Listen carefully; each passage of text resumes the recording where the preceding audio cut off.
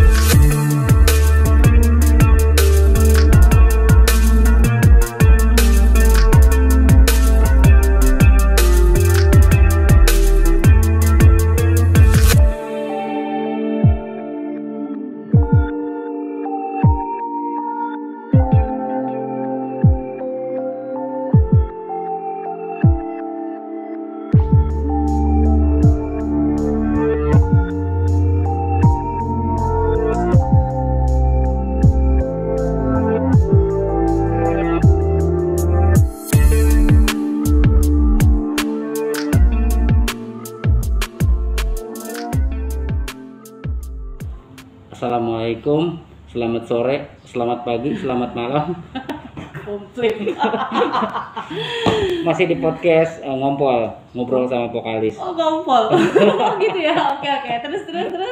Bersama owner New Beauty, Teh Nuri atau Teh Uwi dipanggilnya. Apa kabar Teh? Alhamdulillah. Kita mau berkali-kali mau ketemu gak jadi lagi. Maafin. Ini guest star yang paling sibuk. Aku ngubungi. Aduh, kok nggak bisa. Makanya akhirnya berproses saya bisa ketemu. Aduh, mohon maaf. Langsung aja Tewi. Gimana? Ini kenapa namanya New Beauty? New Beauty berawal dari ceritanya dulu itu aku tuh ada kerjasama sama salah satu dokter, namanya juga depannya Nurul, tapi aku Nurul. Jadi kita tuh emang temenan dari udah lama ya. Kebetulan memang dia salah satu temennya Bobby, suamiku, temen SMP-nya. Jadi suami istri itu mereka memang udah temen bertiga itu dari SMP. Jadi kita memang udah deket. Kemudian kenapa milihnya estetika? Karena kita tahu di sini tuh nggak ada estetika. Yang didengar tuh sama aku tuh orang-orang tuh yang mukanya tuh hancur gitu ya. Terus akhirnya ya udahlah kita kembangin estetika deh di sini. Namanya apa ya? Lah nama lu Nurul, gua Nuri. Ya udah New aja yuk, yang ada New-nya New Beauty. Akhirnya dia bilang New Beauty aja yuk, ya sama NU depannya. Ini kapan berdirinya nih? 2000 pindah sini mungkin 2000 berapa? 2018 ya, pokoknya akhir tahun ini tuh 3 tahun. Oh, udah 3 tahun ya. 3 tahun. Oh, Teh Nuri kecil di sini. Sekolah SMP sampai SMA ya di sini ya. Ya. Nah, terus berproses dia entah pergi kemana, melanglang buana meninggalkan Jonggol, entah kemana-mana nih. Ini ada ceritanya nih. Sampai akhirnya dia menetapkan ya udahlah, gue balik ke kampung halaman. Gue mungkin saya tahu ada hati kecil dia pengen ngembangin jonggol, yang ngerasa jonggol tuh apa sih jonggol, apa sih, tapi alhamdulillah dia bisa balik sini dan mau berkembang di sini dan akhirnya mau memajukan jonggol. Kemana aja nih? udah berapa tahun ya? Berapa tahun ya? 10 pas 10 tahun ya? Enggak, sebenarnya kalau misalnya sama kerja dan yang lainnya tuh kurang lebih sekitar 12 tahun lah pergi hengkang dari sini tuh ya. Habis nikah dibawa sama Bobby ke Jakarta. Kita sama-sama ngerintis. Ceritanya memang karena nggak mau terpaku dengan image-nya bahwa Nuri itu anaknya Pak Lurah, nggak mau. Oh iya. Nggak mau lah, gue bisa usaha sendiri gitu, tadinya mikirnya begitu. Pengen buktiin aja ya, akhirnya pergi. Orang tua nggak ada yang tahu tuh gimana susahnya kita di Jakarta. Yang mereka tahu, terimain, kita kasih sedikit rezeki dari apa yang kita cari gitu. Terus susah-susah ya berdua-duaan aja. Berangkat ke sana kerja, cari dari mulai yang nggak enak sampai alhamdulillah enak, punya tabungan. Akhirnya memikirkan untuk beli tanah separuh-separuh, walaupun ini tanah orang tua kita beli gitu kan. Niatnya apa sama suami cuma satu, kita tua harus di sini gitu kan. Tua di sini emang yang pengen membangun klinik di sini, itu doanya kecapai. Alhamdulillah. Ya bener-bener deh. Tapi ini salah satu, kalau saya yang menurut saya ini salah satu Wonder Woman jomblo. Itu pernah di maskapai ya? Pernah di maskapai ya? Ya, apa namanya? Ya udah melanglang buana apa aja lah, kerjaan penting pramugari. Resia, kemudian pindah ke Garuda, udah keterima, giliran mau giliran mau tes yang lanjut, papa meninggal, akhirnya kita putusin untuk enggak. Karena semuanya harus ngurusin di sini aku. Walaupun aku anak keempat tapi tetap dituain.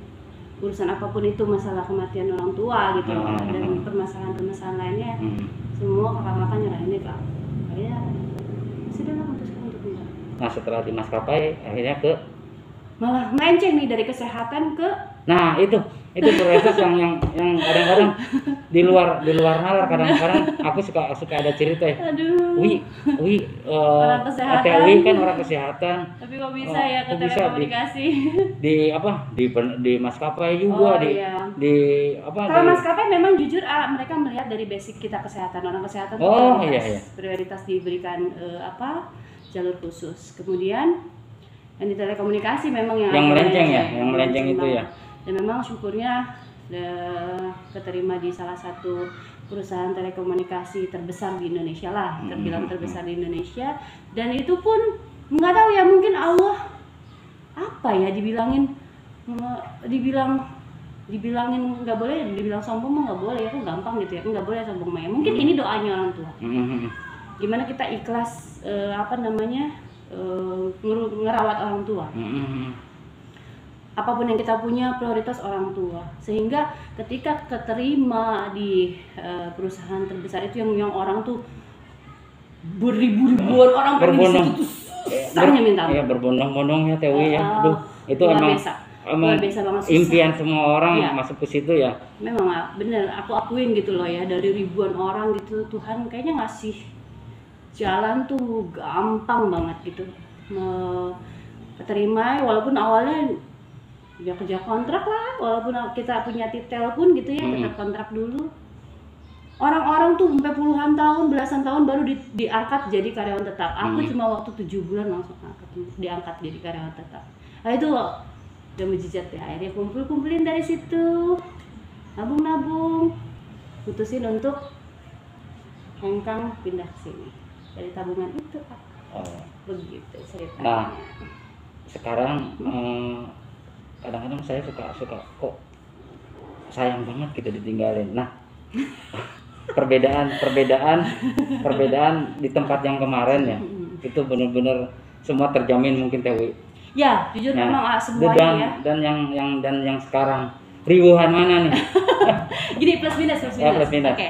Kalau untuk bilang nggak enaknya, Kan maaf ya, kan kalau misalkan di yang kemarin TU itu jabatan, semua difasilitasi. Fasilitas apa aja ada, termasuk kesehatannya, pendidikan anak, dan segala macam. kita udah nggak mikirin lah. Sedangkan yang sekarang TUI harus memikirkan semuanya, harus mikirin karyawan. kebalik kan. Kan yang kemarin TUI disuapannya cek orang Sunda mah, sekarang TUI kita yang mikir ya. Saya sendiri. Tapi di situ seninya. Di situ tantangannya. Oh, ternyata jadi karyawan itu, jadi atasan itu nggak enaknya tuh begini ya, gitu. Oh, ternyata jadi owner tuh nggak enaknya begini ya. Di situ kita baru bisa berpikirnya setelah sudah dijalani ya pasti.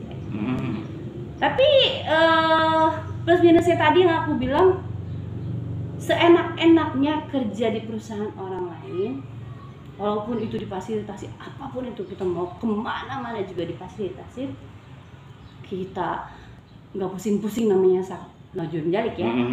Sakit tuh pokoknya nggak pusing, lalu mau operasi sebentuk apa, mau gimana gitu, lu mau lahiran mau digimanain juga, lu nggak bakal pusing nyari biaya gitu ya. Termasuk pendidikan anak ya, segala macam lah, udah komunikasi, apalagi telepon lu mau pakai mau berapa ini juga, berapa banyak telepon, sampai busa juga udah semua difasilitasi di kantor. Cuman yang nggak enaknya gitu, satu, kita harus datang pagi dan mau untuk pulang malam.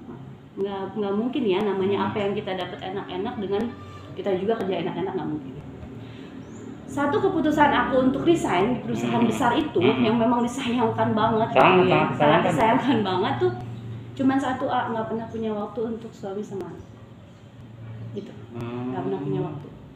Jadi Errol tuh ya agak kurang sedikit perhatian lagi, lebih dekat sama papinya daripada sama aku gitu loh. Dan aku takut dipanggil tante jadinya.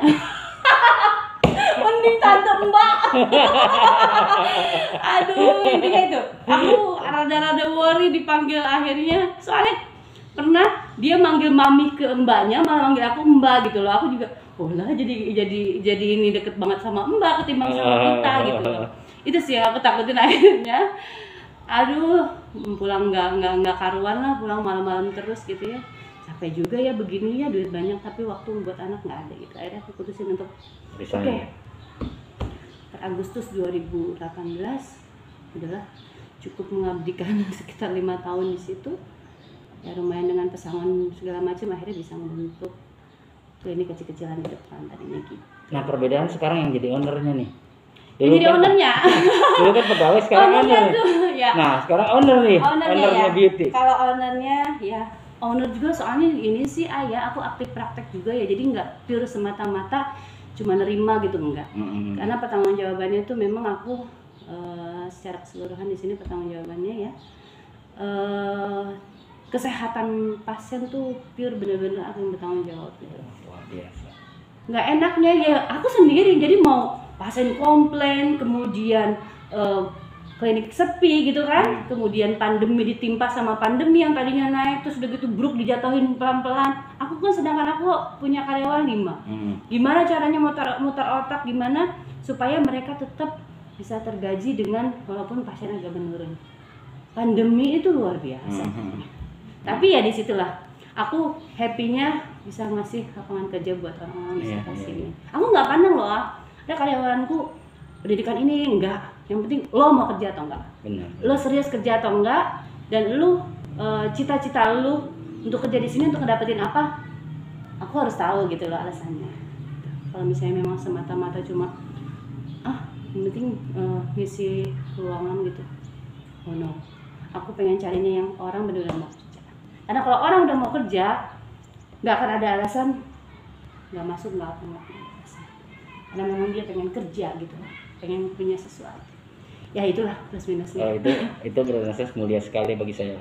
Maksudnya gini, mungkin TW apapun pendidikan mereka, tapi setelah mungkin pengajaran TW gini, mungkin kalau misalkan mereka resign pun mereka dapat ilmu di sini, dan mereka pun bisa buka klinik sendiri. itu. Bisa Gitu kerja ya? kalau klinik itu sendiri mungkin nggak ya, karena mereka basicnya nggak ada yang kesehatan. Iya, Tapi iya. misalnya mau pindah klinik ya nggak apa-apa, walaupun dari awal kita udah ngejain udah ngajarin luar biasa dari mereka yang nggak tahu, karena aku nerima mereka tuh nggak ada orang yang profesional sekolah beautician gitu, nggak ada. Pure bener-bener mereka baru lulus SMA, ada yang baru lulus SMP gitu ya sudah, asal niat mau belajar atau enggak, karena kan segala sesuatu kemauan dulu. Kalau udah nggak mau kan susah, biar gimana juga ya. Kalau udah mau ya udah, mau diapain, disuruh apa, diajarin apa, dia pasti masuk ya. Suka dukanya nih? Suka dukanya itu paling banyak sukanya sih kalau kataku, karena apa ya, aku jalaninnya bukan, sorry to say, bukannya bermaksud untuk sombongkan diri, udah namaku besar atau gimana, enggak, bukan. Maksudnya gini loh, sukanya itu, banyak sukanya tuh karena aku ngejalanin semuanya itu happy. Ketika ngedapetin pasien yang seburuk apapun gitu ya keadaannya gitu ya, dalam hatiku tuh tulus untuk kesehatan, bukan cuma semata-mata money oriented gitu loh. Aku tuh pure bener-bener happy-nya karena ketika dia datang dengan rusaknya luar biasa, kemudian seiringnya waktu mereka kembali sehat lagi, kulitnya itu bahagia, happy gitu loh. Jadi karena menurutku banyak happy-nya karena banyak yang berhasilnya gitu, menurutku gitu. Paling kalau dukanya apa tuh? Ya dukanya ya itu pas ketika pandemi turun, mau nggak mau pasien nggak ada pun aku harus mau ambil proyek tabungan untuk ngegaji karyawan, karena kan kita nggak bisa ini ya, nggak bisa resiko apa namanya, peralatan rusak, kemudian alat-alat medis kan untuk yang estetika tuh lumayan mahal banget. Kalau rusak kemudian pasien berkurang kan tetap salary harus dibayarin. Jadi nggak ada alasan gitu loh pasien sepi atau enggak, yang penting karyawan semua. Itu dukanya sih. Tewi, minum dulu nih Tewi. Iya nih, ngos-ngosan capek. Ini apa ini? Kopi tren gula aren dari Kopi Nyai. Terima kasih ya. Oh, Teh Dina ya. Teh Dina ya. Ini adanya di mana? Ini adanya di kedai Demplon. Oh, yang kedai Demplon. Tapi yang Dimnan ya. Iya, tapi dia buka di rumahnya juga, buka dia. Ada. Oke. Boleh diminum ya Teh Dina, nuhun. Ini endorse khusus Tewi katanya. Ini udah nggak dingin, jadi kurang enak. Oh gitu. Harus konsumsinya harus dingin. Harus dingin. Ini jadi kurang dingin, jadi kurang enak. Maksudnya tapi rasa tetap manis ya. Nah, nggak begitu terlalu sweet, nggak begitu terlalu manis, tapi rasanya enak. Gimana lagi ya? Perbedaan pandemi sama sekarang pandemi, terus yang kemarin nih, gimana nih? Perbedaannya? Apa nurun, apa sedang, apa biasa-biasa aja? Jadi ini sih apa namanya klinik ya, plus minus ya. Waktu sebelum zamannya pandemi sih di depan sana klinik walaupun sekecil itu sehari bisa sampai 70 orang loh. Luar biasa. Bukannya menyombongkan ya. Tapi maaf Tewi, itu mungkin Tewi juga salah satu donatur untuk Semesta Hati ya. maksudnya dia, Tewi, ini aku ada acara ada untuk Jumat Berkah atau untuk acara santunan gitu kan. Salah satunya. Maaf Tewi, Tewi bukan ini. Tapi saya mengaturkan atur nuhun pisan nih Tewi. Udah ngedukung program komunitas saya. Komunitasnya juga dimasukin itu. Pasti itu, harusnya pasti. Itu lain cerita entar. Lain cerita. Oke. Terus selama pandemi apa aja nih Tewi yang dilakukan Tewi biar makin Jujur loh, aku tuh sama sekali dari pertama kali buka sampai sekarang mau jalan 3 tahun nggak pernah namanya nyebarin flyer. Nggak ada tuh namanya. Di New Beauty itu ada apa aja sih, ada terangkainya berapa no.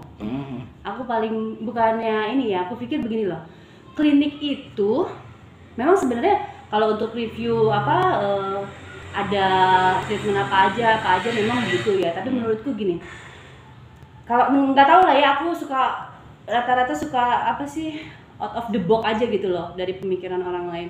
Aku pikir gini, klinik itu bukan seperti resto yang harus yang nyiapin apa?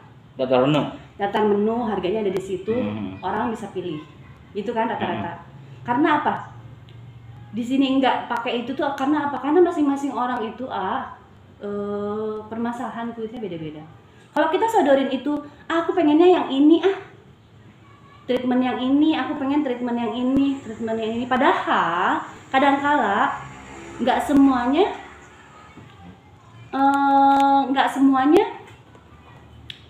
itu tuh bisa diberikan dengan kulit yang misalnya jerawatan gitu. Misalnya katakanlah peeling untuk whitening, mutihin muka gitu ya, itu nggak boleh diberikan sama orang yang jerawat. Makanya aku nggak pernah mau nyodorin ini ada ini, no. Tapi aku identifikasi berdasarkan pemeriksaan. Ketika sudah diperiksa, aku analisa kulit mukanya gitu ya, permasalahannya apa, aku arahin. Setelah diarahin pun ada 2 option buat mereka. Jika memang keuangannya ada, boleh dengan cara yang agak cepat treatmentnya. Tapi kalau misalnya kira-kira memang keuangannya tidak memungkinkan, hanya facial tok sama krim aja, silahkan, nggak apa-apa. Yang penting aku tuh di sini nggak bisa namanya krim dijual bebas, karena semuanya harus berdasarkan pemeriksaan. Jadi nggak ada tuh namanya menu-menu gitu ya, atau flyer.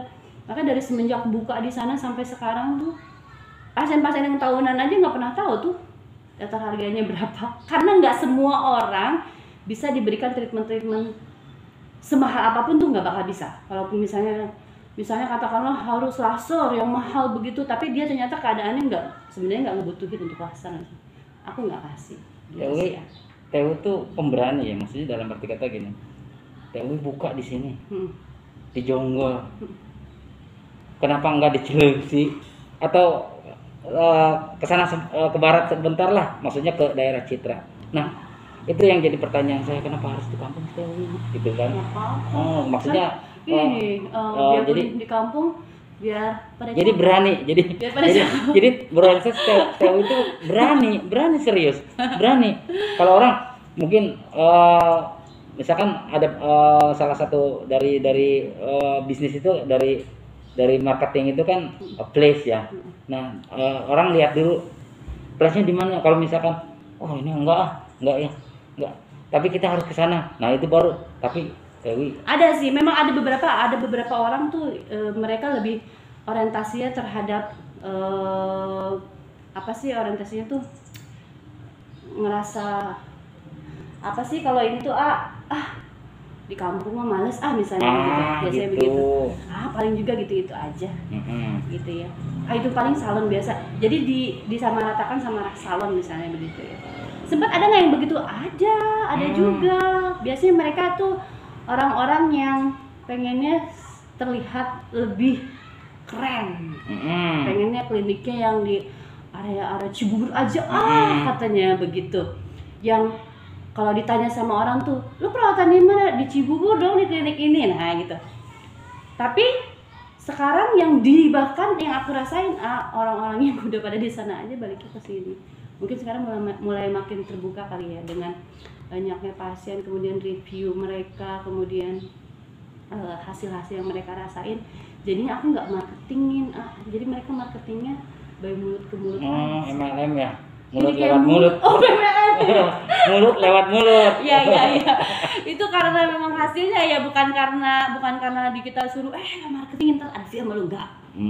Aku aku sih biarin mereka lihat dengan hasilnya gitu loh, bahwa yes, gue itu selalu orientasinya terhadap kesehatan, bukan terhadap keuangan gitu sih, semata-mata uang gitu sih.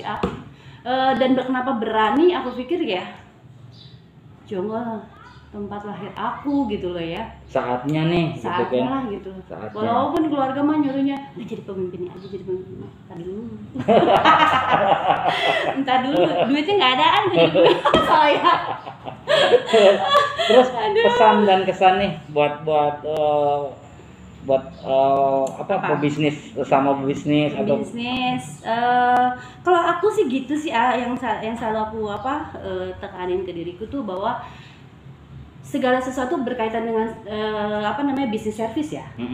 Jangan pernah lo tuh fokusnya yang pertama lo cari adalah duit.